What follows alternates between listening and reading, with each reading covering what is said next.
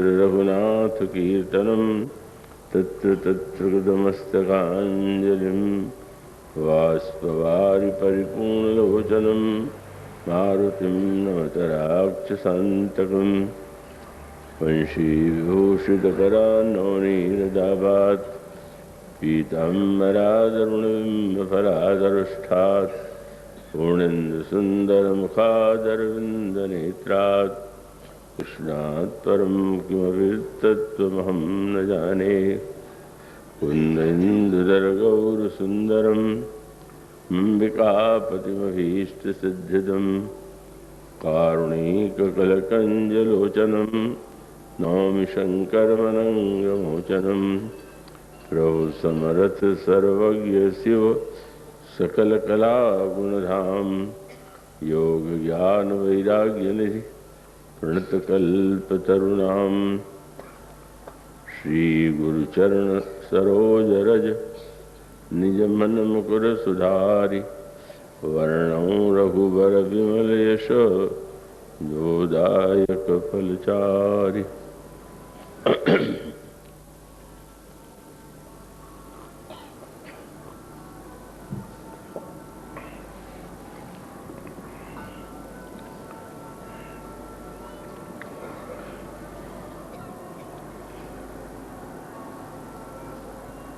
प्रभु श्री रामभद्र और अनंत वात्सल्यमयी जगदम्बा श्री किशोरी जी की कृपा से यह अब पंचदिवसीय जो भगवत कथा का सत्र चल रहा था, आज उसका विश्राम होने जा रहा है। यहाँ बहुत बड़ी संख्या में संत एकत्र हैं, महंत एकत्र हैं, चाहे वे मंच पर समासीन हों या बाहर कहीं भी क्यों न विराजमान हों। उनके चरणों में मेरा शत शत अभिनंदन, प्रणाम, दंडवत। उनकी उपस्थिति से ही कि भगवत कथा के सत्र कार्यक्रम की पूर्णता होती है। आप सुन चुके हैं कुछ नाम, अब उन नामों को दोहराऊं तो कोई न कोई नाम छूट जाएगा। मुझे नाम बोलने का बड़ा भारी रोग है, तो जिनका नाम ये लोग भी न याद कर पाए हों और न लिया गया हो, वो ये नहीं समझ लेंगे कि जानबूझ करके उनका नाम नहीं लिया गया है। गोस्वामी जी ने भक्तों की जो वंदना किया, उसके अंत में इसीलिए 2-3 चौपाई और लिख दी कि आपने जिन भक्तों की वंदना की है वही तो भक्त हैं, श्रेष्ठ भक्त।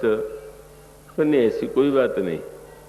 ये तो कुछ का नाम मैंने लिया है, पर रघुपति चरण उपासक जेते खग मृग सुर नर असुर समेते बंदों पद सरोज सब केरे। फिर भी महाराज आपने उनका नाम नहीं लिया, तो शायद उस कोट के संत नहीं होंगे। नहीं, ऐसी बात नहीं। जे बिनु काम राम के चेहरे, वे तो इतने निष्काम हैं और श्री राम के ऐसे प्रिय चेहरे हैं कि जो सामने आने में संकोच करते हैं। तो सबका नाम कहते मैं नहीं ले रहा हूँ, पर उनकी बार बार वंदना करता हूँ। आप सब इस दिव्य प्रभु के लीलाधाम में, नित्य विहार स्थली में निवास करते हैं, आए हुए हैं। आप सब लोग वंदनीय हैं और हम आप सबका भी स्वागत और अभिनंदन करते हैं। इस वर्ष आयोजन का संकल्प श्री जड्डा जी के परिवार में, दिलीप जी के हृदय में उत्पन्न हुआ था। बम्बई में उन्होंने आग्रह किया पिछले वर्ष भी एक भक्तिवती देवी मालती देवी का एक संकल्प था।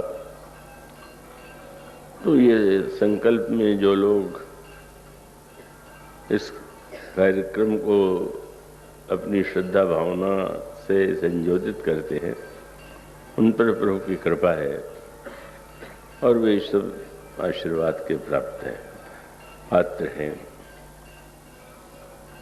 और उनके परिवार में जो श्री राम भक्त है और जिस तरह से पूरा परिवार भगवत गुणों के गायन का रसमय दर्शन आपको श्रवण करा रहा था, उन सबके प्रति मेरा बार बार उनके प्रति मंगल कामना आशीर्वाद है।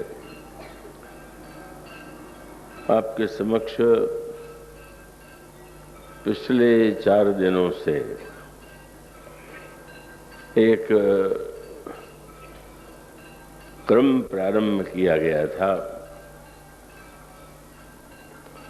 यहाँ पर जडेजा परिवार की इच्छा थी कि भगवान शंकर विद्यमान है, यह मूर्ति भी इसी भूमि में ही प्रकट हुई थी, प्राप्त हुई थी। तो उनका संकल्प था कि एक लघु रुद्र यज्ञ भी इस अवसर पर संपन्न हो, और वो भी अभी हमारे शास्त्री जी जिन विद्वानों को लेकर के आए थे उनके माध्यम से संपन्न हुआ। आज श्री हनुमान जी के मंगलमय मंत्र के द्वारा आहुति दी गई। तो पहले दिन जब प्रारंभ हुआ तो वर्षा आ गई, बादल गरजने लगे, बिजली चमकने लगी और सब लोग घबरा गए, ये क्या हो रहा है। मुझे हंसी आई। उन लोगों को लगा कि वाह, इतना बड़ा एक प्रबंध किया गया, बादल, बिजली, वर्षा, ये तो बड़ा भारी व्यवधान है। तो मैंने कहा भाई ये तो लघु रुद्र है, और रुद्र तो अपना जब दर्शन कराते हैं तो बड़े बड़े घबरा जाते हैं। वही रुद्र का विकट वेश रुद्र ही जब देखा, अबलन उर भय भयहु विशेखा। और उसका अभिप्राय कि बुद्धिमान से बुद्धिमान व्यक्ति भी जो होता है वो भी घबरा जाता है।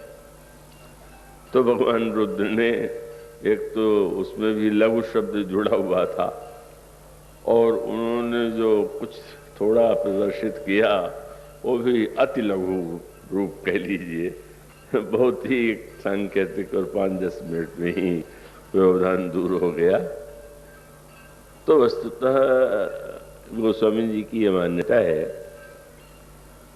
और श्री रामचरितमानस में और बाद में भी भगवान श्री राम की भक्ति के साथ भगवान शिव की भक्ति की आवश्यकता का निरूपण किया गया। प्रारंभ में महर्षि याज्ञवल्क्य ने यही कहा कि यद्यपि आपने श्री राम कथा के विषय में प्रश्न किया था, पर मैंने भगवान शिव की कथा का जो वर्णन किया उसका कारण यही था कि प्रथम ही मैं कही शिव चरित्र बूझा मरम तुम्हार, सोचि सेवक तुम राम के सहित रहित समस्त विकार। और वो वाक्य यहाँ तक कह दिया कि शिवपद कमल जिनहि रति नाही, राम ही ते सपने न सुहाई। और ये तो वाक्य प्रारंभ में है, और प्रभु श्री रामभद्र जब सिंहासन पर समासीन हैं और उन्होंने पूर्वासुओं को आमंत्रित किया, तो जो उन्होंने उपदेश दिया उसमें एक वाक्य, एक पंक्ति कही जो आपने सबने पढ़ी होगी। उनका औरव एक गुपुत मत, सब ही कहूं कर जोरी, शंकर भगति विना नर भगति न पावे मोरी। तो इसका अभिप्राय यही है कि ये जो दिव्य ग्रंथ है उसकी महिमा के संदर्भ में यह बार बार घोषित किया गया कि भगवान शिव के द्वारा ही व्यक्ति को भगवत भक्ति की उपलब्धि होती है। और अगर कोई भगवत भक्ति और भगवान के चरित्र का रस या निरूपण पाना चाहता है तो उसके अंतःकरण में भगवान शिव के प्रति भक्ति होनी ही चाहिए। प्रारंभिक दिन यहीं से प्रारंभ किया गया था। विस्तार में तो अनेक बातें कही गईं, पर उसका जो एक विशेष तात्पर्य है और वो तात्पर्य बहुत मधुर भी है, सरस भी है और उतना ही गंभीर भी है। जब श्रीअवध में तो वह समस्या नहीं आई, पर वो समस्या काशी में आई थी, विश्वविद्यालय में आमंत्रित किया गया था। उनका कहना था कि गोस्वामी जी के ग्रंथ में भगवान के सगुण साकार भक्ति का महिमा का वर्णन है। ये अध्यात्म और अगुण की बात तो इनकी अपनी बुद्धि की प्रतिभा है।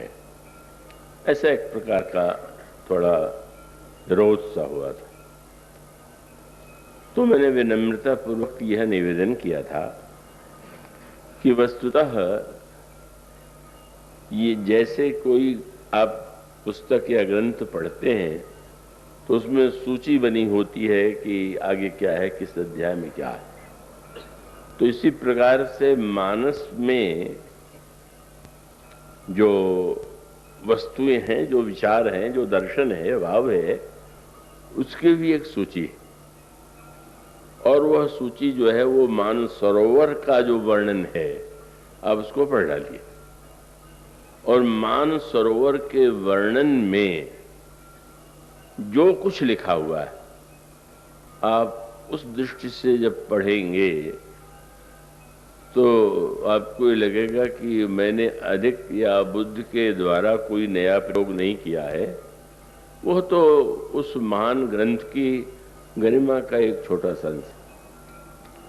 तो उसमें जो सूत्र है और बड़ा सुंदर सूत्र है, और उस सुंदर सूत्र को अन्यथा अर्थ में नहीं लेना चाहिए। कब उन्होंने इसकी तुलना जल से की तो जल के समस्त गुणों का वर्णन उन्होंने किया, पर उसमें उन्होंने एक विशेष बात कही कि जल में जो है, जो व्यक्ति जिस इच्छा से जल से जो ग्रहण करना चाहता है वो उसी दृष्टि से जाएगा। अगर कोई स्नान नहीं करना चाहता, केवल किसी सरोवर की शोभा देखना चाहता है, तो किनारे पर खड़े होकर के वो शोभा देखता है, आनंदित होता है। और कोई व्यक्ति अगर नहाने के लिए आया हुआ है तो उतर करके केवल देखता ही नहीं, उसमें स्नान करता है। और अगर कोई व्यक्ति प्यासा है तो स्नान ही नहीं करता, जल पीता भी है। और अगर कोई गहरा तैराक है, डूबने वाला है, तो प्रविष्ट होकर के गहराई में भी चला जाता है। तो गोस्वामी जी महाराज ने यही कहा कि हमारे प्रभु के जो दिव्य चरित्र के गुण हैं, उसमें जब जो व्यक्ति जो लेना चाहे वो उसे फल मिल सकता है। अगर कोई व्यक्ति इसमें साहित्य की शोभा का आनंद लेना चाहे तो विश्व के साहित्य में इतना अद्भुत साहित्य आपको नहीं मिलेगा। बड़ा विलक्षण साहित्य की आपको विलक्षणता दिखाई देगी। पर साहित्य तो गोस्वामी जी का मुख्य उद्देश्य नहीं है। साहित्य तो माध्यम है। और फिर उसको वे कहते हैं कि कई लोगों की मान्यता ये होती है कि समाज का चरित्र स्वच्छ होना चाहिए। ठीक बात है। उसके लिए स्वाभाविक है कि जो नहाना चाहता है वो यह देखता है कि जल साफ है कि नहीं। कृपया जो लोग बैठे हैं वो न सोएं और सामने वाले तो बिल्कुल न सोएं, क्योंकि उनको सोते देख करके मेरा भी मन सोने का हो जाएगा। तो उसमें गोस्वामी जी कहते, अच्छा समाज का चरित्र, उसका भी उपाय वही है कि जल स्वच्छ होना चाहिए। तो उनका हमारे प्रभु के चरित्र से बढ़ करके उनके चरित्र में लीला की सगुणता जो है वो कितनी पवित्र है, और उसके पठन से, उसके उसमें अवगाहन करने से व्यक्ति का और समाज का चरित्र शुद्ध होता है। और इसलिए उन्होंने जो वाक्य कहा वो यही वाक्य है कि जब वे कहते हैं लीला सगुण जो कहूं बखानी सोई स्वच्छता करे मलहानी। ये समाज व्यक्ति के चरित्र को स्वच्छ बनाने वाला ग्रंथ है। पर केवल स्नान से ही नहीं, जिनको प्यास भी लगी है, तो अब स्नान और प्यास में तो एक अंतर आप जानते ही हैं। जब आप जल में जाते हैं और प्यास माने जब जल को आप भीतर लेते हैं, दोनों बातें। आप नहाएंगे तो जल के भीतर जाएंगे और पिएंगे तो जल को भीतर लावेंगे। तो उन्होंने कहा कि इस प्रभु के दिव्य लीला में, ग्रंथ में दोनों है। जो पीना चाहता है तो उसको मधुरता चाहिए, शीतलता चाहिए। उसको मीठा जल हो और शीतल हो तो पीने में बहुत अच्छा लगता है। तो उनका प्रेम भगति जो बरन न जाई, सोई मधुरता सुशीतलताई। इसमें प्रेम की मधुरता और भक्ति की शीतलता है। मानो जो भक्त इसको पी करके अपनी का पिपाशा शांत करना चाहते हैं, वो भक्ति और इस दिव्य भक्ति प्रेम के जल से अपने आप को तृप्त बना ले। पर दो बातें उसमें और जिसकी ओर शायद बहुत पहले से लोगों ने ध्यान नहीं दिया, ध्यान कब प्रभु किससे दिला देते हैं, उसी का मैंने काशी में स्मरण कराया। तो दो बातें क्या है, एक तो गोस्वामी जी ने जब ये कहा तो किसी ने पूछ दिया कि ठीक है, भगवान राम का चरित्र स्वच्छ है, भक्ति का प्रेम की मधुरता और शीतलता है, और साहित्य का श्रृंगार है, पर ये आप अपने बारे में क्यों बार बार अपनी निंदा अवगुण सुनाने लग जाते? अवगुण सुनाने की क्या आवश्यकता है? अब गोस्वामी जी प्रारंभ में तो अवगुण की बात कहते कहते फिर कहते जो अपने अवगुण सब कहूं, तो बाढ़ी कथा पार नहीं लाऊं। क्या गोस्वामी जी की विनम्रता भक्ति भावना है। उन्होंने कहा कि इसकी आवश्यकता थी। क्यों? बोले सब गुण तो प्रभु में विद्यमान थे, पर एक कमी थी। सुनने वाला चौंक पड़ा, भगवान के चरित्र में भी तुमने कभी खोज लिया? तो उन्होंने कहा हाँ। क्या? बोले जल मीठा हो, शीतल हो, स्वच्छ हो, पर इसके साथ साथ जल हल्का होना चाहिए। क्या अगर जल पचता नहीं तो लोग कहते हैं भारी जल। तो उन्होंने कहा हमारे प्रभु में सारे गुण थे पर हल्कापन कहीं नहीं था। वो क्या करें, मतलब वो चाहिए जल में, वो प्रभु में था नहीं। तो मैंने अपना अवगुण मिला दिया कि महाराज आप में भले लघुता न हो, मुझ में है, तो दोनों को मिला लीजिए। इसलिए गोस्वामी जी कहते हैं कि मैंने जो बार बार अपना वर्णन किया है, सो उन्होंने कहा ये इसका अभिप्राय यही है कि व्यक्ति समझ ले लघुता ललित, मेरे दैनिक क्या बोले, लघुता ललित सुवारी न थोरी। ये जो हमारा चरित्र का हल्कापन है, प्रभु में सब है, हल्कापन नहीं, और मुझे हल्कापन मुझ में छोड़ के और कुछ नहीं। पर वो हल्कापन जब प्रभु के गुण से मिल गया तो धन्य, जीव धन्य हो। पर याद रखिएगा एक बात और भी जोड़ी गई, भाई जल स्वच्छ हो का जल में मिठास हो, शीतलता हो, सब है। पर जल, अगर एक बाल्टी जल, उसमें शीतलता हो, मधुरता हो, पर आप अगर थोड़ा सा कपड़ा उसमें डाल देंगे तो जल गंदा हो जाएगा। इसका अभिप्राय है कि जल की मात्रा अगर सीमित होगी तो जल के जितने गुण हैं वो सीमित हो जाएंगे। बहुत बड़ी बात उन्होंने कही। तो उन्होंने कहा कि ये सब तो है ही है, पर ये जो गुण निर्दोष है और परिपूर्ण है, उसका एक कारण है, और वो भी वहीं लिखा गोस्वामी जी ने। क्या बोले? रघुपति महिमा अगुण अबाधा, वर्णव सोई बरबारी अगाधा।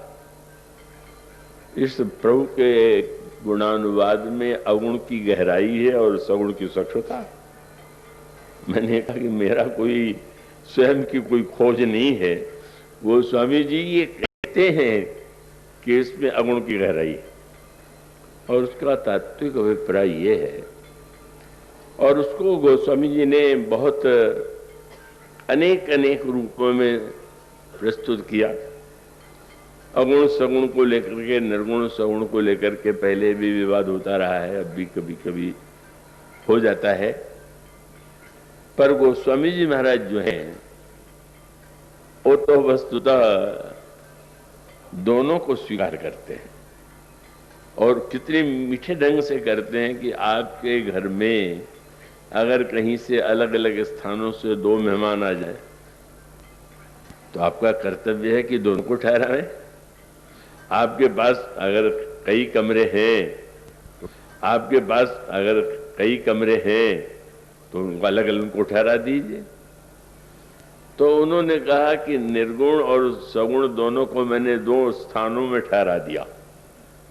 कहा?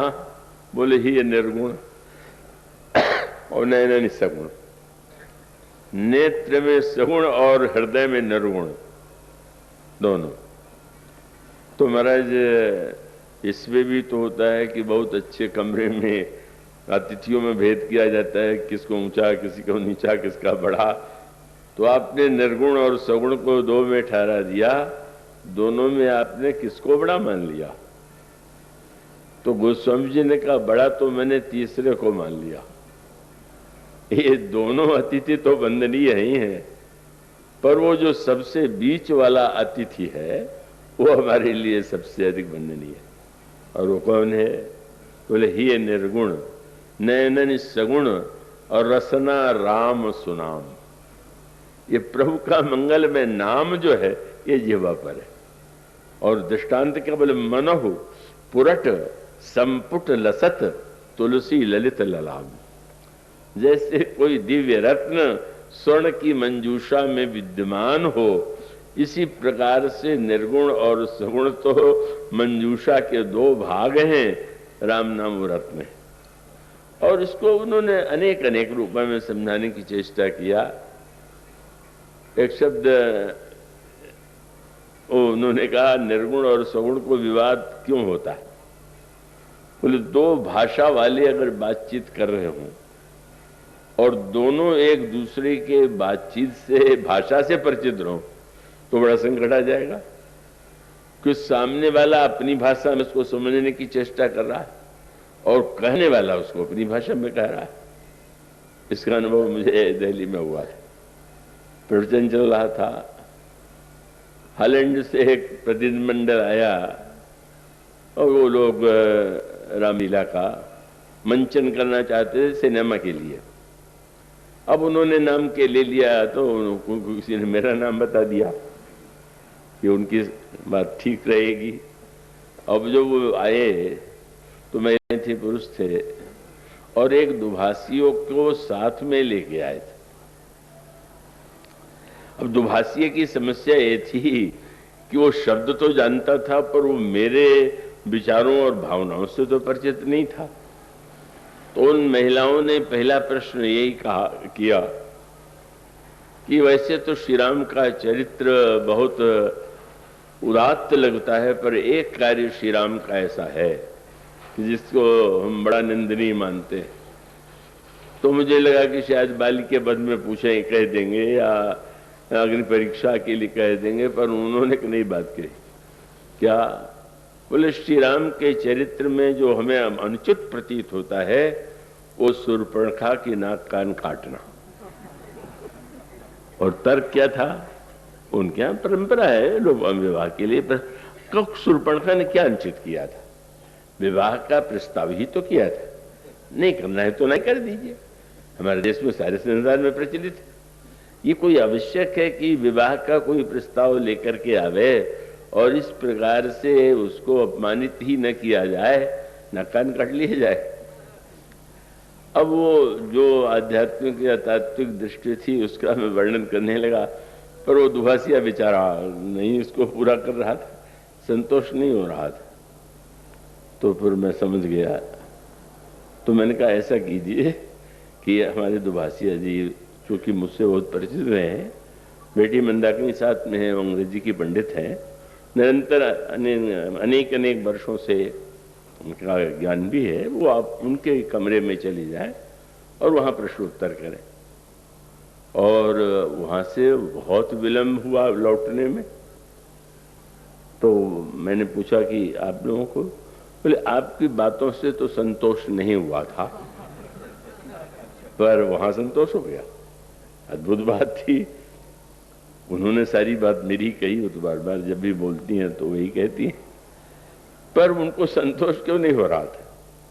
उसका उत्तर वही है, जब शंकर जी से पार्वती जी ने पूछा कि काकभूषुंडी जी ने जब आपसे कथा सुनाने के लिए कहा, तो फिर आप तो भगवत कथा को छोड़ के आपको तो कुछ और कार्य ही नहीं, आपने सुना क्यों, सुनाया क्यों नहीं?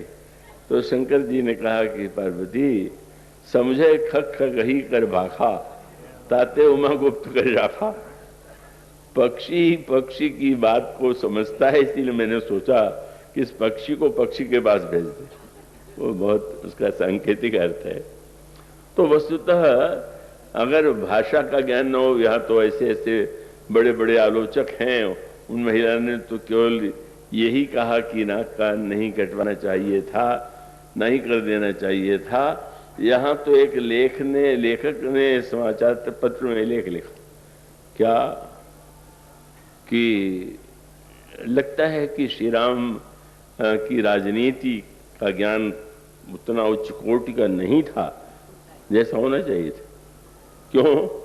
अगर वे बहुत बड़े राजनीतिज्ञ होते तो शूर्पणखा से विवाह अवश्य कर लेते। क्यों?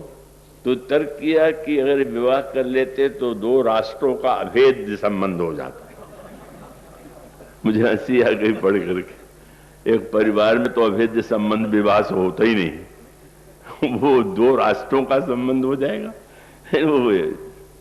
उसका अभिप्राय यह है कि अब क्या कहा जाए, ये तो अपने सोचने का ढंग अलग अलग होता है।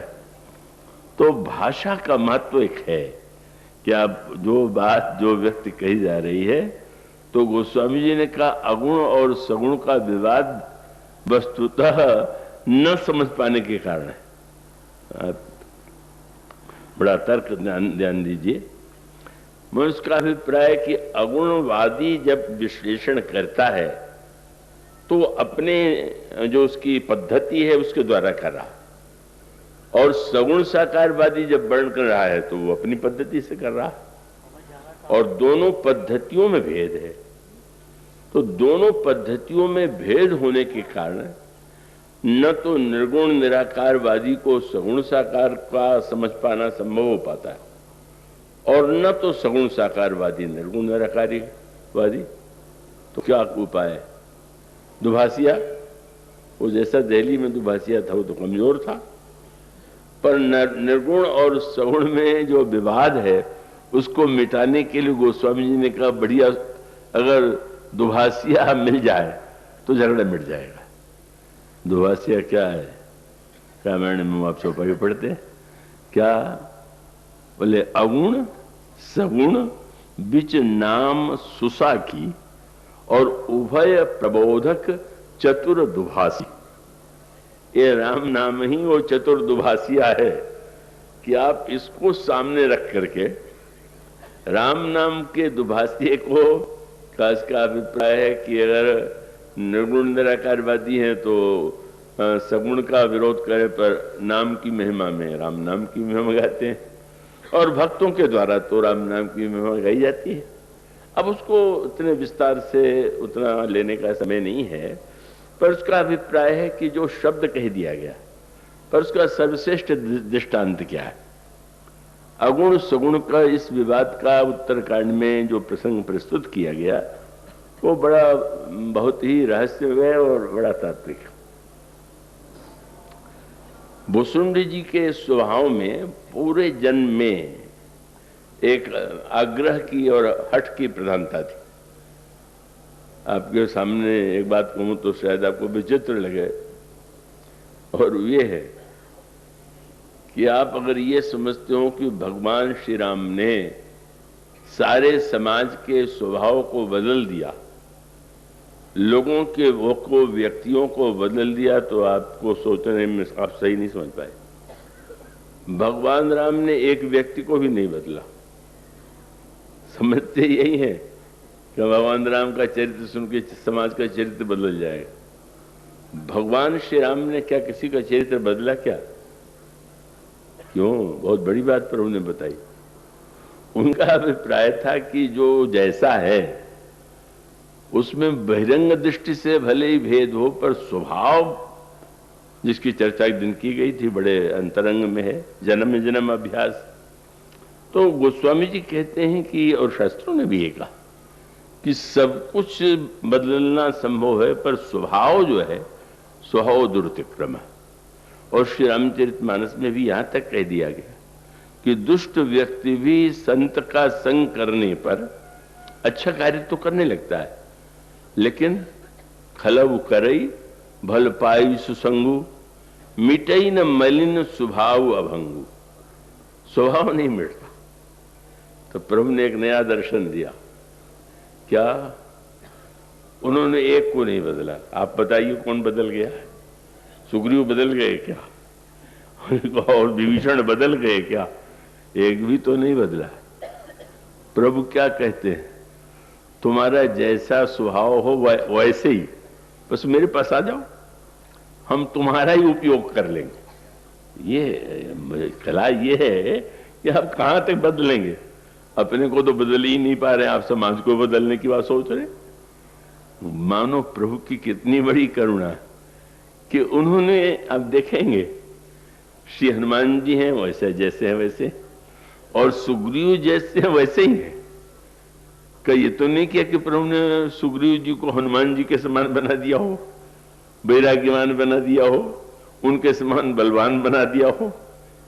वो तो जैसे भगोड़े पहले थे वो जीवन भर रहे, हाँ भागते ही रहे, और कभी भागने का स्वभाव छूटा नहीं। पहले बाली के डर के मारे भागते रहते थे, और सुग्रीव के बाली के डर के मारे ऋषिमुख पर्वत पर बैठ गए, और बाद में जब श्री राम को देख करके भ्रम हुआ कि कहीं बाली ने, यहां बाली तो नहीं आ सकता है, पर भेज नहीं तो नहीं दिया है, तो हनुमान जी महाराज से कहा कि आप तो जाके पता लगाइए, और यहां आके मत बताइएगा कैसे, वहीं से कह दीजिएगा। आप बताने आओ पीछे पीछे वो दोनों पहुंच जाए। तो उन्होंने कहा कि धरी बट रूप देखु तह जाई, और कहे सी मोहि जिय सैन बुझाई। ऐसे संकेत कर देना। हनुमान जी ने पूछा कि अच्छा, अगर पता चल गया कि बाली ने, जैसा आपको संदेह है कि इन दोनों को भेजा है, तो अब आप क्या करेंगे? तो सुग्रीव ने कहा मेरे पास तो एक ही कला है। क्या? बस पठे बाल हो ही मन मैला, तो भागो तुरंत तजो सहला, यहां से भी भाग जाऊंगा। मानो भागने का स्वभाव इतना गहरा था कि प्रभु ने जब सुग्रीव बाली से लड़ने के लिए भेजा, तो बाली से लड़ने के में भी जिस समय बाली का मुक्का लगा, बोले तब सुग्रीव विकल हो ही भागा। श्री लक्ष्मण जी ने कहा महाराज जी तो बदल ही नहीं रहा, जहां देखिए भाग ही रहा है। पर पराकाष्ठा कब हो गई? लंका के युद्ध में सुग्रीव के इस भगोड़ेपन से जो सफलता मिली वो तो महान से महान योद्धाओं से नहीं मिली। गहराई से देखें, प्रभु ये बताना चाहते हैं, वो तो कहते हैं कि तुम अपने को क्या बदल रहे हो। निर्मल मन जन सो मोहि पावा, मोहि कपट छल छिद्र न भावा। क्या कपट करते हो? जब हम कहते हैं कि तुम कपट छोड़ करके, छल छोड़ करके जैसे हो तुम, और इसी बात को श्री भरत जी कहते हैं। श्री भरत जी ने कहा कि कई लोग ये समझते हैं कि आप उन्हें स्वीकार करते हैं जो बड़े उच्च चरित्र के हैं, पर उनका मेरी तो मान्यता है, मैं तो अनुभव करता हूं। और उनका ये अनुभव नहीं, ये कल्पना नहीं है, मैं जानो निन्यास स्वभाव, मैं जानता हूं। क्या? तो उन्होंने जो गिनाए तो लगता है कि फिर तो कोई बचे ही नहीं। कुरु, कुमति, खल, कठिन, कलंकी, नीच, निशील, निरीश, निसंकी। अब ये पढ़िए इतनी संख्या, सोचते हैं कि इसमें बचा क्या? इसमें निरीश तक जोड़ दिया गया, नास्तिक भी जोड़ दिया गया। पर गोस्वामी जी क्या मीठी बात कहते हैं, कहीं से उस व्यक्ति ने भगवान के इस स्वभाव को सुन लिया कि वो तो व्यक्ति जैसा है वैसे उसे ले लेते। तो वो है आपके सामने चला आया और आकर के जब प्रणाम किया तो सकृत प्रणाम किए अपनाए। आके उसने प्रणाम किया और अपना लिया आपने। अब उसका तो आचरण छूटा नहीं। तीन तीन तेजो छल छाओ, तो अब क्या होगा? बहुत बड़ी बात कहते हैं वो। अगर उल्टा अर्थ ले ले तो अनर्थ और सीधा अर्थ ले तो परम कल्याणकारी।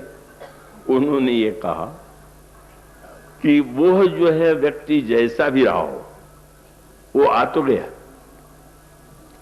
अब एक नई बात हो गई। क्या? आप किसी बात को सामने देखें तो कहेंगे मैंने देखा है, गलत नहीं, और सुने तो संदेह हो जाता है कि पता नहीं ठीक है कि नहीं। पर श्री भरत जी ने कहा हमारे यहाँ प्रभु के यहाँ सिद्धांत बदल गया। जो देखते हैं उसे प्रमाण नहीं मानते और जो सुन लेते हैं उसको प्रमाण मान लेते हैं। सो भाई बढ़िया, क्या विलक्षण है। क्या? बोले देख ही दोष, सामने उसने दोष किया पर कबहू न उराने। हाँ, कभी भी उस दोष को उसके कारण उसका परित्याग नहीं किया। और गुण, बोले भूले भटके अगर कोई साधु, चाहे वैसे चाहे व्यंग में कह दे कि ये तो बड़ा सरल है, बड़ा सज्जन है, तो हाँ ये इतने बड़े संत कह रहे हैं तो संत ही हो। सुनी गुण साधु समाज बखाने। आपकी कैसी विचित्र रीति है, सुन करके मान लेते हैं किसमें गुण है और देख करके अवगुण भी नहीं मानते किसमें अवगुण है। और श्री भरत जी ने कहा मैं जो कह रहा हूं बहुतों को असंभव लगेगा, पर सो गोसाई नहीं दूसर को भी। यह तो केवल एकमात्र आप ही ऐसा कर सकते हैं, आप कोई छोड़ करके भला किसी के लिए संभव क्या। और श्री भरत जी ने कहा जिनको विश्वास न हो तो मैं प्रतिज्ञा करता हूं, भुजा उठाई कहूं पनरोपी। मैं भुजा उठा के प्रतिज्ञा करता हूं कि इनमें से कोई भी व्यक्ति गया और प्रणाम किया तो प्रभु ने उसे अपना लिया। किसी ने एक दिन प्रभु से पूछ दिया, महाराज ये बताइए कि ये उलट क्यों दिया आपने कि प्रमाण जो दिखाई दे वो नहीं और जो सुनाई दे वो है। तो भगवान ने कहा तो मेरा तो नियम है कि वो मुझे जो जैसे चाहता है मैं उसे चाहता हूं। तो ये जो 9 मेरी शरण में 10 आए वो मेरा स्वभाव सुन के आए। तो जब सुन के आ गए उसको विश्वास कर लिया तो मैं भी सुन के विश्वास कर लेता हूं। अगर इनको सुने पर विश्वास न होता तो मेरे पास कैसे आ जाते?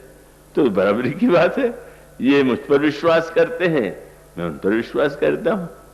तो प्रभु की ये एक सबसे बड़ी बात है ही। अगर आप गुलाब को चमेली बनाना चाहें, चमेली को चंपा बनाना चाहें, और सुगंधित पुष्प को भी निर्गंध, निर्गंध को सुगंधित बनाना चाहें, तो ये तो एक व्यर्थ का प्रयास। पर प्रभु तो ये दिखाना चाहते हैं कि सभी व्यक्ति जो है, सकल विश्व मम उपजाया, सब पर मोरी बराबर धाया। प्रभु तो उनका अभिप्राय ये है कि वो तो सब क्या, सब जो है कैसा भी क्यों हो। और इसलिए गोस्वामी जी महाराज के बार बार ग्रंथ में यह बात आपको पढ़ने को मिलेगी कि उसका अभिप्राय यह है कि प्रभु जो है व्यक्ति को ज्यों का त्यों स्वीकार करते, और ज्यों को त्यों स्वीकार करने का अभिप्राय एक सूत्र है। कई बार होता है, अरे भाई ये व्यक्ति तो बड़ा नालायक है, अयोग्य है, हम लोग कहीं करते हैं, किसी को योग्य कहेंगे, लेकिन वह संस्कृत का वाक्य बड़ा प्रेरक है जिसमें ये कहा गया कि अयोग्यो पुरुषो नास्ति, कोई अयोग्य नहीं। तो अयोग्य तो लग रहा है, बोले अयोग्य इसलिए लग रहा है कि प्रयोक्ता तत्व दुर्लभ, इस व्यक्ति को कहां लगाना चाहिए इसको जो नहीं जानता है, जो वो नहीं जानता है उस काम में आपने उसको लगा दिया, और उसके बाद आप अयोग्य कहते हैं, तो आपने तो स्वयं निर्णय करने में भूल कर दिया कि उसको वह काम आप बता रहे हैं जो उसके बस का नहीं। श्री लक्ष्मण जी से जो प्रभु का प्रेम में शास्त्रार्थ क्या कहें आलाप हुआ, उसमें प्रभु को हारना पड़ा। और हारना क्यों पड़ा? प्रभु ने लक्ष्मण जी को जो कर्तव्य कर्म और धर्म का उपदेश दिया और याद दिला दिया, याद रखो पिताजी अस्वस्थ हैं, भरत नहीं है यहाँ, और राजा का कर्तव्य है कि जा सो राज्य प्रिय प्रजा दुखारी, सो नृप अवश्य नृक अधिकारी। तो मैं तो बन जा रहा हूं आज्ञा पालन के लिए, अब तुम्हारे ऊपर ही सारा भार है। और याद रखो जो व्यक्ति इस कर्तव्य कर्म का पालन नहीं करता, ऐसा राजा नरक में जाता है। तो प्रभु ने तो हर तरह से ये कहा कि मेरे साथ मत चलो, पर लक्ष्मण जी ने जो मीठा उत्तर दिया, बोले प्रभु आपका उपदेश अच्छा है, इसमें संदेह नहीं, पर किसके लिए अच्छा है आपने सोच के कहा है कि वैसे कह दिया। क्या मीठी बात कही। क्यों? बोले प्रभु ये बताइए कि किसी ने हंस की प्रशंसा सुनी और हंस से प्रशंसा सुन के उसने कहा इसकी परीक्षा लें, और उसने बहुत बड़ा पहाड़ सामने रख दिया, तुम इसको उठा लो तो मैं समझूंगा कि तुम्हारी प्रशंसा ठीक। तो क्या उसका काम पहाड़ उठाना है क्या? उसकी परीक्षा तो दूध और पानी है। उन्होंने कहा महाराज ये उपदेश किसके लिए, बड़ों के लिए है कि बच्चों के लिए? बहुत बड़ा प्रश्न था। जो बात बड़े के लिए सही है क्या छोटे के लिए है क्या? इसलिए ग्रहण में और अन्य प्रसंगों में वो मिलता है पंचांग वाक्य, बाल वृद्धातुरैर विना। मनुष्य का अभिप्राय कि जो उपदेश कर्तव्य एक किशोर युवा का है, क्या नन्हे बालक से भी किसी ने कहा कि तुम्हारा कर्तव्य है? तो प्रभु आपको याद कर लेना चाहिए कि आप मुझे क्या मानते हैं, क्या मानते रहे हैं, और मानते रहे हैं तो आप याद कर दीजिए। जब परशुराम जी महाराज से संवाद हो रहा था तो प्रभु ने कहा महाराज बस बालक वचन करिए नहीं कहना, बच्चों की बात को जो है उस पर बुरा नहीं मानना चाहिए। बड़ा क्रोध है परशुराम जी के, ये बालक है, इतना हट्टा कट्ठा, इतना विश्व, ये तुम इसको बालक बता रहे हो। लेकिन प्रभु ने जो सांकेतिक भाषा कही उसका रहस्य परशुराम जी बाद में समझ पाए, नहीं तो उनका क्रोध बढ़ गया। ये शिशु है। तो प्रभु ने कहा महाराज, पूछा व्यंग में परशुराम जी ने, ये आपके बालक कितने बरस के हैं, ये बता दीजिए। तो उन्होंने कहा ये दुधमुहा बच्चा, ये शब्द एक एक सुना गया, बच्चा है कितने बरस का, 11, 12, 14, 15 ना। तब बोले महाराज ये जो हमारा बालक है, वस्तुतः ये तो बालक जो है प्रभु परशुराम जी से कहते हैं कि यह जो बालक है यह तो दुधमुहा है, सूद दूध मुख करिए न को। अरे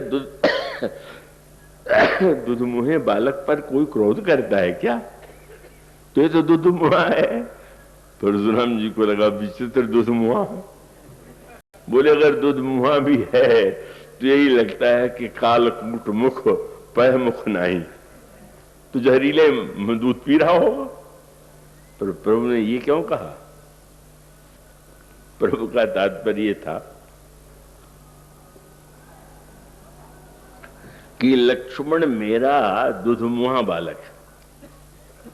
उसके पीछे एक तात्पर्य है। बच्चा जब बिल्कुल नन्हा होता है तो केवल मां का दूध ही पी करके वो आगे बढ़ता, उसकी वृद्धि होती है।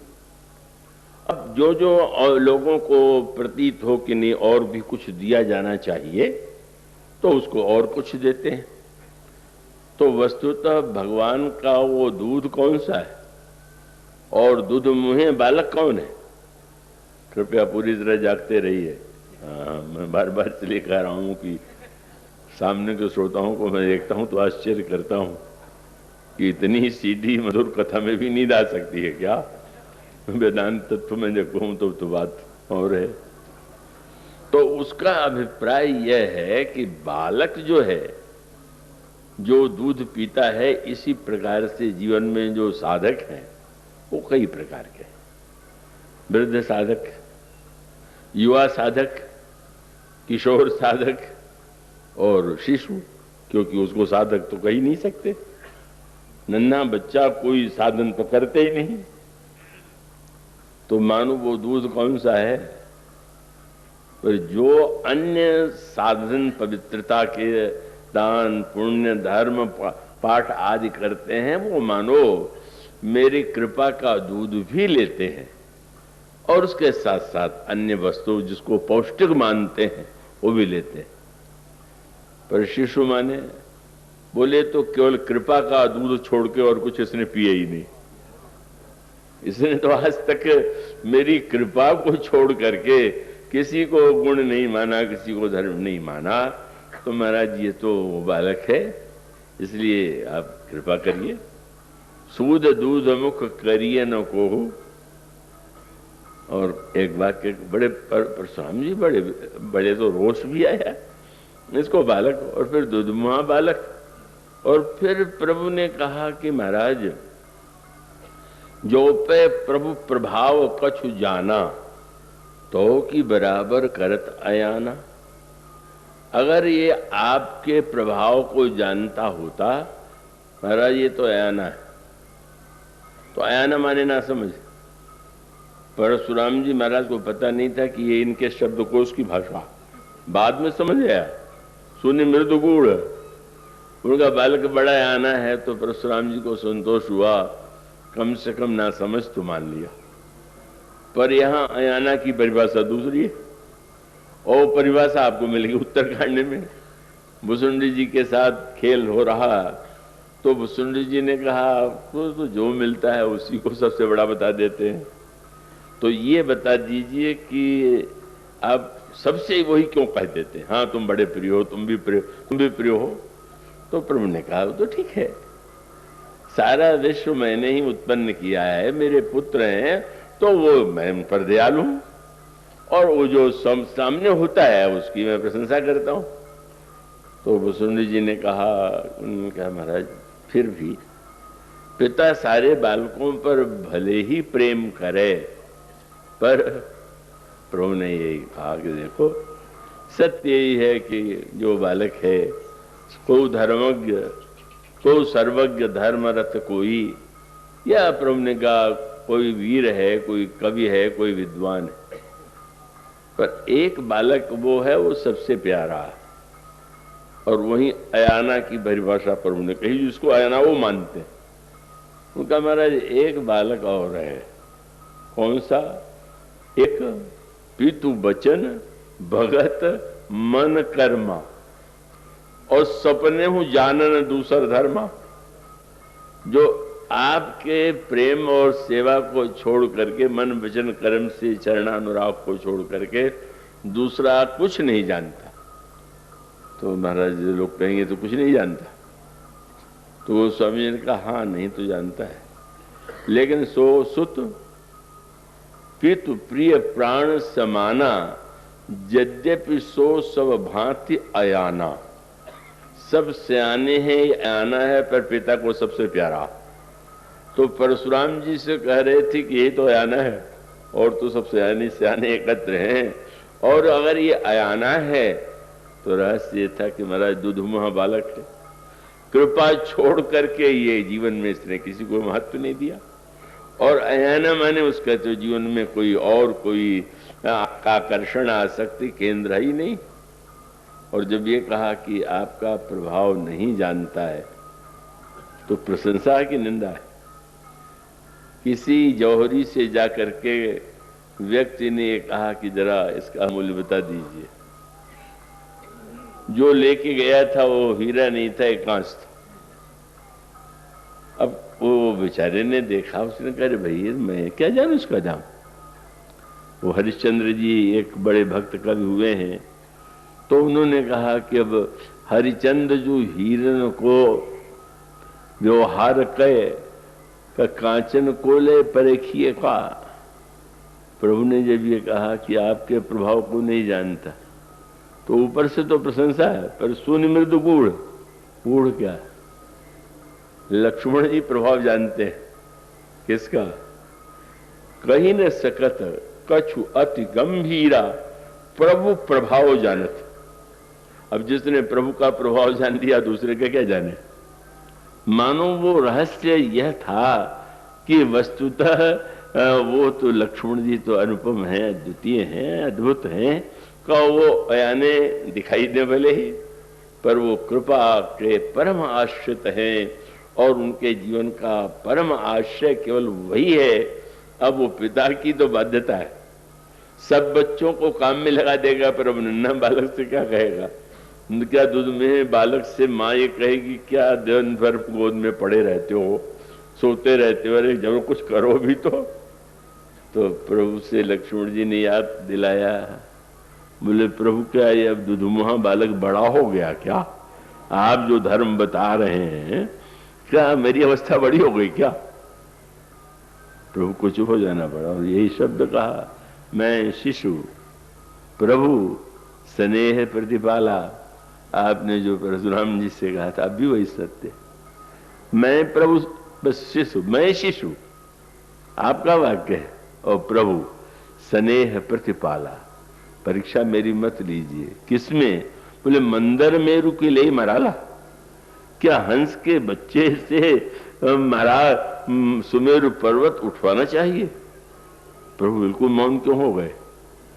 प्रभु समझ गए कि लक्ष्मण जो कह रहा, लक्ष्मण की इस बात के सामने, और उसका तात्विक अर्थ ये है, उसका अभिप्राय ये है कि वो तो जैसा व्यक्ति बना हुआ है उस बनाव के अनुकूल ही उसके लिए वही उचित है। वृद्ध को वृद्ध रहना है, युवा को युवा रहना है, किशोर को किशोर रहना है। और उसका तात्विक अभिप्राय है कि जब तक हमारे अंतःकरण में कर्तृत्व शेष है तब तक कर्तव्य शेष। कर्तृत्व है तो हमें करना चाहिए, उचित है, बिना साधन के कार्य नहीं चलेगा। पर नन्हे शिष्य को तो ये पता ही नहीं कि मेरा भी कोई कर्तव्य है। उसको तो इतना ही पता है कि वो सोना और दूध पीना यही मेरा काम। तो ये जो एक स्थिति है, मानो ये प्रभु के स्वभाव की विशेषता जिनके सामने प्रकट हुई, उन भुसुंडी जी का एक स्वभाव, और स्वभाव जो मानते वो आग्रह पूर्वक मानते हैं, और प्रारंभ में भी आग्रही रहे और अंत में भी आग्रही रहे। और आग्रही होने में ठीक है, पहले तो अपने आप को भगवान शंकर का भक्त मान करके गुरुदेव का इसलिए अनादर किया कि लगा कि गुरुदेव जो है सच्चे शिव भक्त नहीं। तो उस समय उनके अंतःकरण में ये पक्षपात था। और बाद में फिर जब अंतिम उनका जन्म हुआ तो अंतिम जन्म में उनका पक्षपात जो है वो सगुण साकार से हो गया। और वो श्री रामभद्र जो महाराज दशरथ के पुत्र हैं, जो श्रीअवध में महाराज दशरथ के आंगन में खेलते हैं, वही सब कुछ है, वही सगुण साकार हमारे आराध्य हैं। तो इतना आग्रह दृढ़ था कि वो जब भी अंतिम जन्म उन्होंने धारण किया तो जहां किसी महात्मा के पास जाते थे बता देते थे, महाराज मैं वही सुनने आया हूं। क्या? बोले सगुण आराधन, सगुण ब्रह्म और आराधन मोहि कहो भगवान। आप मुझे सगुण ब्रह्म की आराधना कैसे करूं ये बताइए। अब मुनि लोगों का अभ्यास वेदांत का, लोमस जी सबसे बड़े ज्ञानी है, तो उन्होंने थोड़ा सा भक्त को उपदेश दिया और देने के बाद फिर कहने लगे कि देखो इसका भी चरम वो स्वरूप जो है वो यही है कि सोते तो हिता ही नहीं भेदा, तुम में और ब्रह्म में कोई भेद नहीं। हुसैन जी ने कहा नहीं महाराज जी मेरी समझ से बात बाहर है। तर्क वितर्क आ गया, हुआ क्रोध आ गया, और क्रोध आ गया तो ये कहा कि तेरा इतना दृढ़ पक्षपात है तो तू पक्षी बनने योग्य है, मनुष्य रहने योग्य नहीं। बन गए पक्षी, पर पक्षी के रूप में वो प्रसंग घड़ी तो बाध्य करती है, देर होती जा रही है। और वो ये है कि वस्तुतः दो वस्तुएं हैं, मैं आशा करता हूं कि आप तो सब महापुरुष जानते होंगे। एक वस्तु है तत्व और दूसरा है रुचि। तो तत्व और रुचि का अभिप्राय क्या है?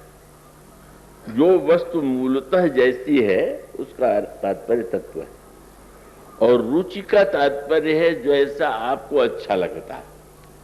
भोजन में आपको कोई वस्तु रुचिकर लगती है, तो अब यह रुचि जो है, अब अगर कोई भाषण दे के कहने लगे, कोई लेने के लिए गया हार और बेचने वाले ने कहा कि हार तो नहीं है, पैर का गहना ले लो।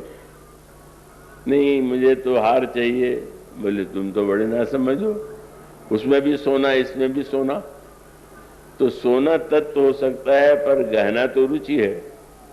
जब व्यक्ति लेने जाता है तो तत्व सोना नहीं बल्कि गहना लेने जाता है।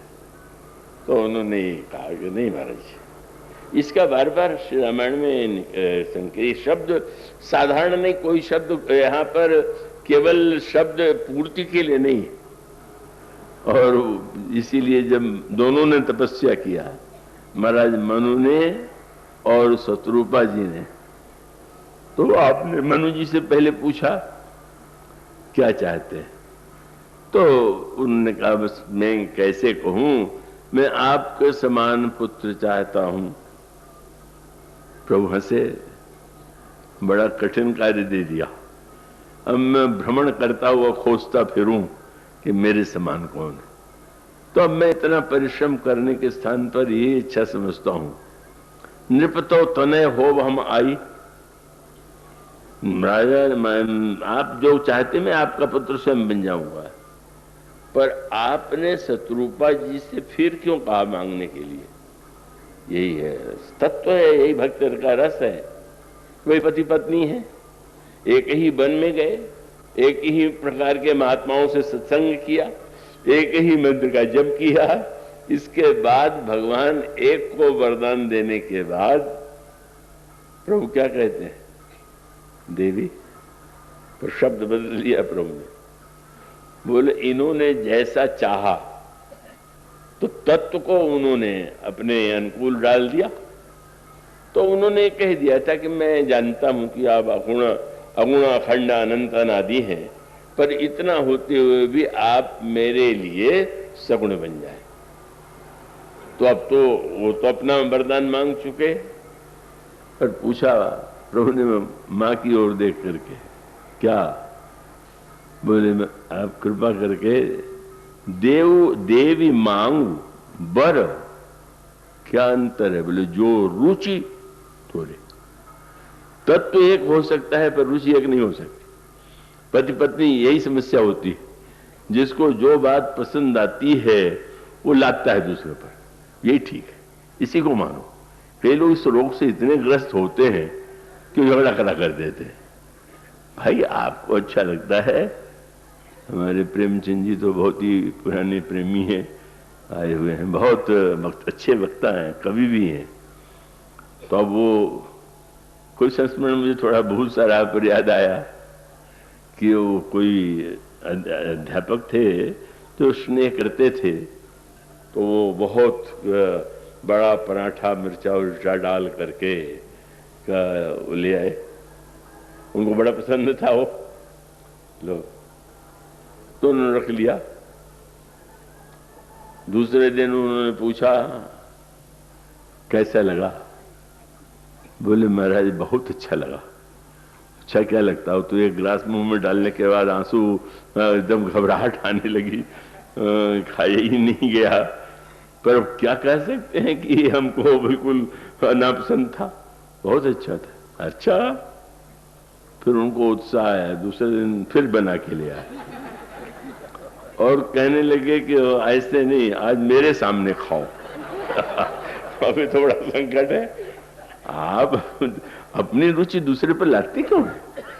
ये जहां चाहे परिवार में मांग, चाहे पति पत्नी के बीच में हो, चाहे व्यवहार में पिता पुत्र के बीच में हो, व्यवहार में रुचि मत ला दिए।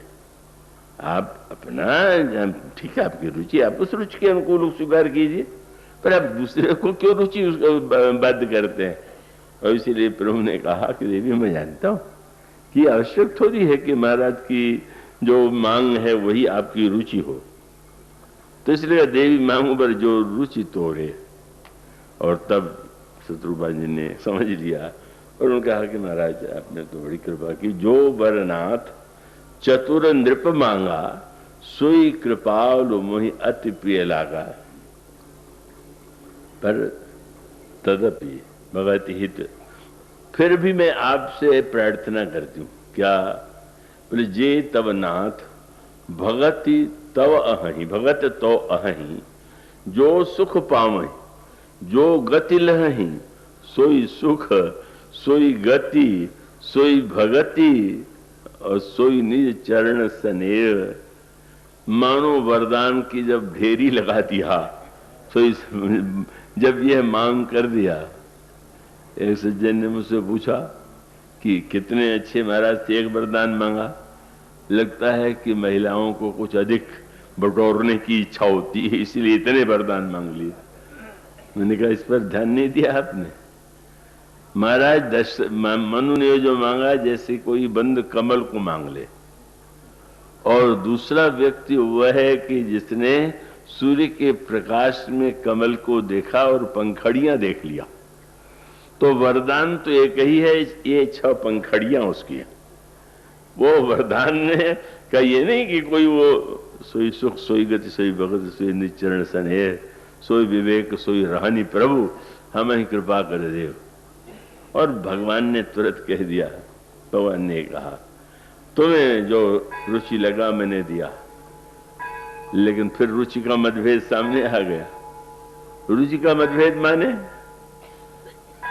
अब महाराज मनु ने कहा महाराज इनको जो दिया मुझे मत दे दीजिएगा, इनकी ये रुचि है, मेरी रुचि बिल्कुल नहीं है।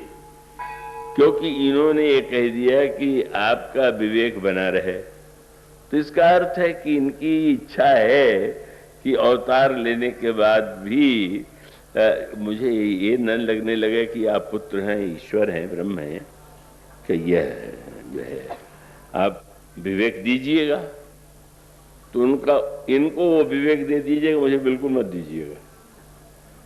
स्पष्ट मैं बता देना चाहता हूं कि मैं तो केवल आपको बालक के रूप में, पुत्र के रूप में कभी मुझे चाहिए ही नहीं विवेक। मानो यही रुचि का भेद है। तो स्वाद में तो रुचि की प्रधानता होती, भोजन में, वस्त्र में, हर वस्तु में तो रुचि की प्रधानता होती है। संकट वही पैदा करते हैं जो अपनी रुचि सब पर लाते हैं, झगड़ा खड़ा कर देते हैं। अब लोमस जी को स्वाद बहुत आ गया था ब्रह्म में, निर्गुण में, तो भुसुंडी जी को पहले तो बता रहे थे तू ब्रह्म है, और जब नाराज हुए इतना अच्छा दे रहा हूं और तू नहीं ले रहा है तो जा कौवा हो जा। ब्रह्म बनाते बनाते कौवा बना दिया। इससे अच्छा यही था कि मनुष्य ही रहने देते हैं। लेकिन इसका अभिप्राय यह है कि सारा रहस्य व्यवहार का और परमार्थ का भी है। भक्ति साधना का सबसे बड़ा आनंद ये है कि यहाँ पर आप जिस रूप में, जिस रुचि में जैसे प्रभु को देखना चाहें, जैसा ध्यान करना चाहें, जैसे उनके स्वभावशील को मानना चाहें, प्रभु वैसे ही अपने आप को प्रदर्शित कर देंगे। जथा अनेक वेश हरि नित्य करे नट कोय, सोई सोई भाव दिखावई आप न होय न सोय। अगर बिल्लो मंगल कहते हैं धनुष बाण के स्थान पर आप वंशी ले लीजिए तो उसे भी स्वीकार, और गोस्वामी जी कहते हैं कि वंशी छोड़िए धनुष ले लीजिए तो भी स्वीकार। यह भेद रुचि का है, और इसलिए भक्त साधना का सारा सामंजस्य ये है कि रुचि के अनुकूल साधना होने पर भी अंततो गत्वा तो व्यक्ति जो है कब पहुंचेंगे कहां। आप यहां आने के लिए अलग अलग दिशाओं से, मार्गों से आए हुए हों, पर यहां तो एक स्थान पर एकत्र हो गए। इसी प्रकार से सारे साधनों की जो परिसमाप्ति होगी का वो परिसमाप्ति जो है वो तो उसका केंद्र एक ही होगा। समय भाव से मैंने कठिनाई से चर्चा नहीं कर पाया कि उन्होंने ये माना कि राम केवल सगुण है, निर्गुण कुछ नहीं, और आनंद लेते रहे। भगवान जब श्री अवध में अवतार लेते हैं और उस समय भुसुंडी जी भी बालक श्री राम के साथ क्रीड़ा का आनंद लेने के लिए छोटे कौवे का रूप बना करके आनंद लेते हैं। क्या आनंददायक है, कितना दिव्य रस है।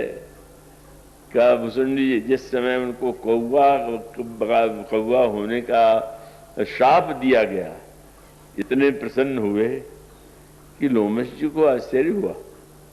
ये घबराया नहीं तो प्रसन्न हो रहा। बोले मैंने तुम्हें कौवा बना दिया, तुमने कोई घबराहट नहीं हो रही? घबराहट महाराज आपने तो कितना सरल कर दिया। मनुष्य रहता तो पैदल जाना पड़ता, अब आपने पंख दे दिया तो उड़ के पहुंच जाऊंगा। और मनुष्य होके जाता तो पहले द्वारपाल से या मंत्रियों से आज्ञा लेनी पड़ती, तो कौवा तो किसी से आज्ञा लेके भीतर जाता नहीं। और कौवे के साथ सबसे बड़ी सुविधा यह है कि हंस हो तो उसको भी पकड़ ले, तोता हो तो भी पाल ले, लेकिन कौवे को कोई पालता वालता नहीं। तो बहुत बढ़िया पक्षी बनाया कि कोई पालेगा नहीं, और पालने के लिए तो बस लरिकाई जहाँ जहाँ फिरही तह तह संग उड़ाऊं, जूठन गिरई अजर मह सोई उठाए मैं खाऊं। कितना दिव्य आनंद लीला में आ रहा है। पर वो उसकी चर्चा यहीं विराम इसलिए देंगे कि अंत में प्रभु ने एक अद्भुत विराट रूप का दर्शन कराया। प्रभु भुसुंडी जी यही मानते थे कि श्री अवध में ही केवल प्रभु आंगन में है, तो आपने सारे ब्रह्मांड में भुसुंडी जी के का पीछा करते हुए जब यह दिखा दिया कि हाँ ठीक है, पर मेरी भुजा सर्वत्र है। और उसके बाद जब भुसुंडी जी आए तो अब प्रभु ने सोचा कि अब थोड़ा भीतर भी दिखा दे, हंसे और मुंह में ले लिया, और फिर अगणित ब्रह्मांडों का दर्शन प्रभु के उदर में हुआ। चकित हो गए, और चकित होने के बाद उनको सबसे बड़ा आश्चर्य ये था कि वे समझे बैठे हुए थे कि मैं ही अकेला का भुसुंडी हूं। कई लोगों को भ्रम हो जाता है मैं अकेले हूं जो हूं, लेकिन गोस्वामी जी कहते हैं कि जहां जहां ब्रह्मांड में गए श्री राम के साथ एक एक भुसुंडी भी दिखाई पड़े, पता चल गया कि मैं ही नहीं हूं, अनगिनत है। और उसके बाद फिर प्रभु ने कहा कि मैंने इसलिए दिखाया है कि मैं चाहता हूं कि तुम जान लो, मानो चाहे जो। तुम उस तत्व को जान करके रस जैसे लेना चाहते हो उसका लो, उसमें कहां भेद, उसमें कहां आपत्ति है। भगवान ने कहा कि देखो तुमको मैंने बता दिया, तुम जहां जाते हो वहां हूं, और जहां जाते हो वहां नहीं, ये सारा दिखाई देने वाला मुझ में है, मैं कहीं बाहर नहीं जानता जाता, ये सब भीतर ही, इसमें अनगिनत ब्रह्मांड है। और उसके पश्चात भगवान ने ये कहा कि अब तुम जान इतना लो और मान लो। इसमें आनंद है कि प्रभु श्री दशरथ के प्रांगण में प्रभु की क्रीड़ा करते हैं, तो मैं तुम अच्छा रहेगा, मैं अवतार लेकर के बालक बनूं तो तुम भी क्रीड़ा करो, लेकिन इसके बाद भी तुमको बस इतना जान लो, उसके बाद मानना नहीं तुम्हारी बस में। तत्व जान लो और रुचि का आनंद लो। क्या बोले? जाने सु ब्रह्म अनादि अगुण गुणाकर मोह। प्रभु ने कहा तुम ये अच्छी तरह समझ लो कि सगुण भी मैं ही हूं और अगुण भी मैं ही हूं।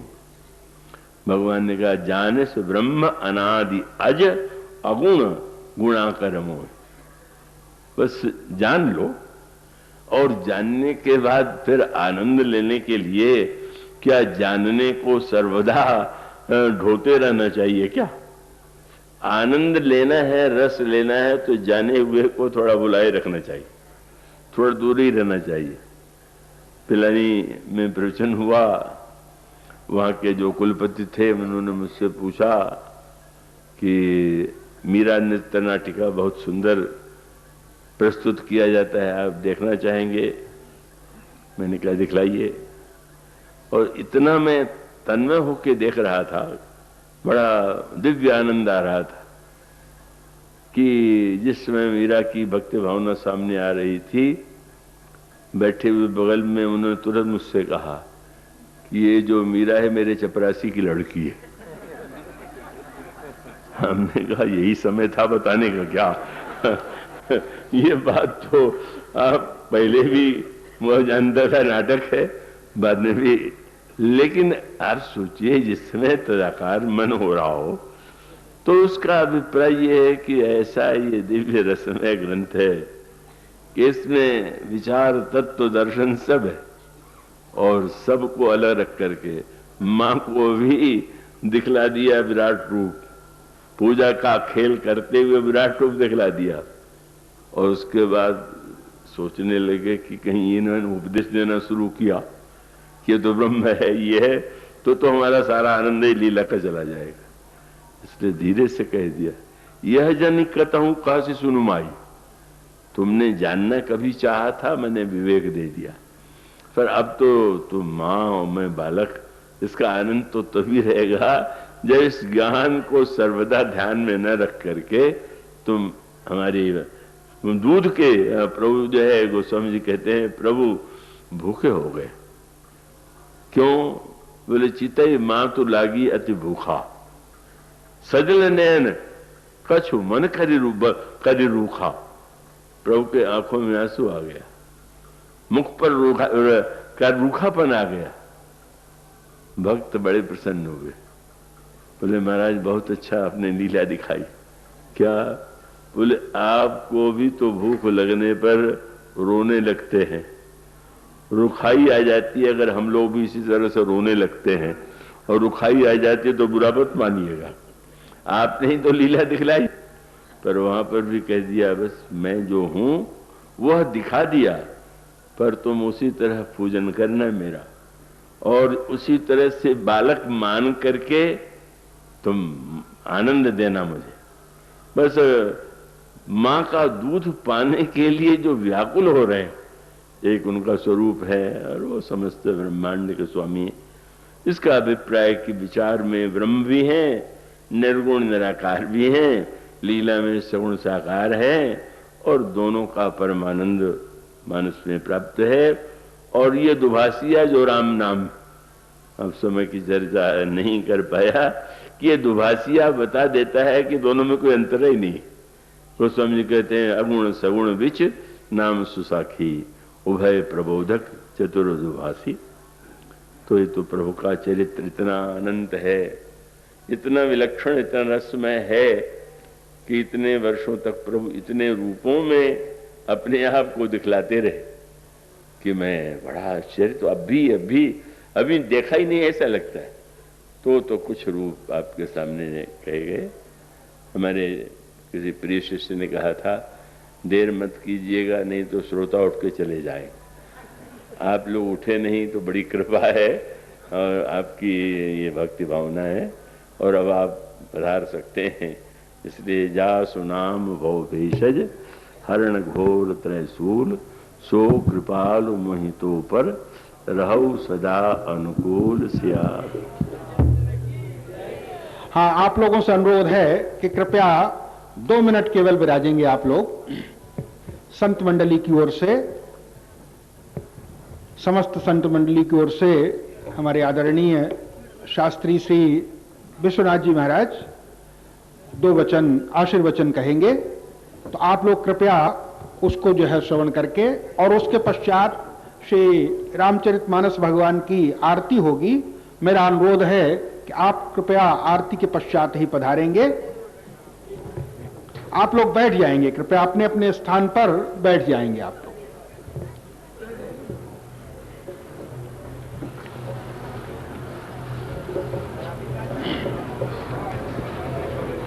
रामं रामानुजं सीतां भरतं भरतानुजं सुग्रीवं वायुसूनुं च प्रणमामि पुनः पुनः।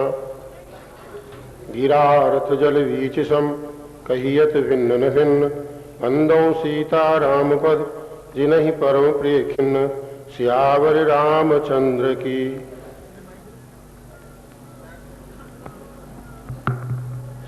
हमारे लिए असमंजस की स्थिति है।